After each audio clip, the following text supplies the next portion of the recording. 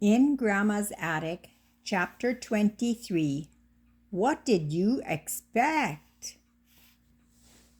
My grandmother was a firm believer in prayer. She assured me that God always answered when we prayed in faith. Sometimes he said, "No, not now," or "Wait patiently." And sometimes he said, "Yes," immediately. I never tired of hearing Grandma's stories about her answers to prayer. "Grandma, tell me about the time Grandpa needed shoes." Grandma would settle back in her chair, rest her crocheting in her lap, and we would go back together to a little farm in northern Michigan. Well, Grandpa and I moved to the farm. All week he worked hard to make a living for us. Your mother was just a little girl then, and your uncle just a baby. On Sundays, Grandpa preached in the little church at the Corners. None of the people who came had any more money than we did, but they were generous with chickens and fruit and vegetables. We always had lots to eat. But finally, the day came when Grandpa said, "Mabel, I just can't get up in the pulpit again with these shoes. My toes are coming out, and I'm afraid to move for fear someone will see them." It was true. His toes were out, and his mended socks could be seen taking the air. "Well," I said, "we have no money for shoes and nothing to sell to get any. We'll have to ask the Lord for them." Grandpa did not believe that we should ever ask the Lord for something we could provide if we set our mind to it. But shoes did seem to be out of the question, so we began praying for a pair of shoes. I am sure Grandpa thought about those shoes several times during the week, but he never mentioned them again. He went about his work on the farm, confident that the Lord would provide what was needful. On Saturday morning, a buggy came up our lane, and Grandpa went out to meet it. It was one of our members with a chicken for Sunday dinner.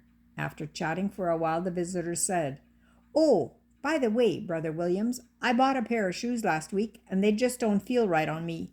I wonder if you might be able to wear them." Grandpa beamed and answered, "Yes, sir, I certainly can." The visitor was surprised. "Why, how do you know?" he asked. "You haven't tried them on yet." I would wiggle anticipation for Grandpa's answer for the best part of the story. "I'm not worried about that," replied Grandpa. "When the Lord sends me shoes, he sends the right size." Grandma would chuckle and resume her crocheting. "That's the way the Lord treats his children, you know," she would say. While Grandma's stories thrilled me and I had a healthy respect for her prayers, it was not until I was 9 years old that I was privileged to witness an answer that convinced me that God did indeed listen when Grandma spoke.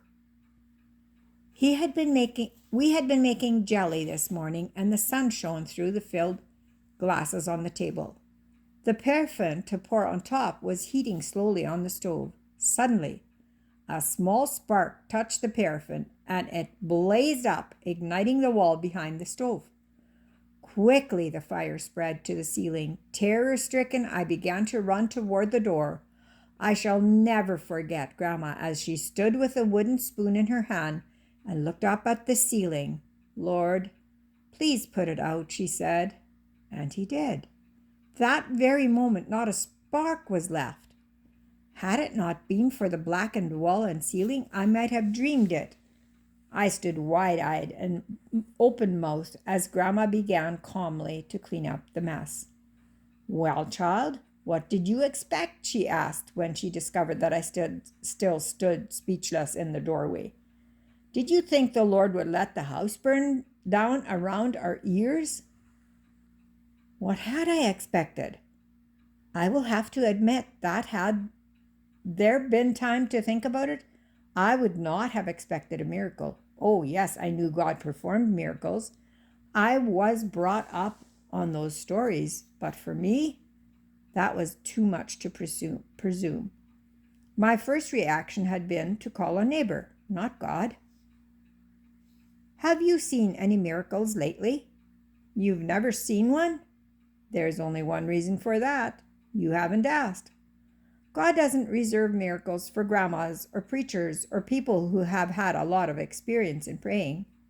He has them ready for any of his children who call for one. Remember, though, a miracle is not something you could do for yourself. It is an impossible in your life. It is a spot with no out. It is for the place where your only foreseeable future is disaster.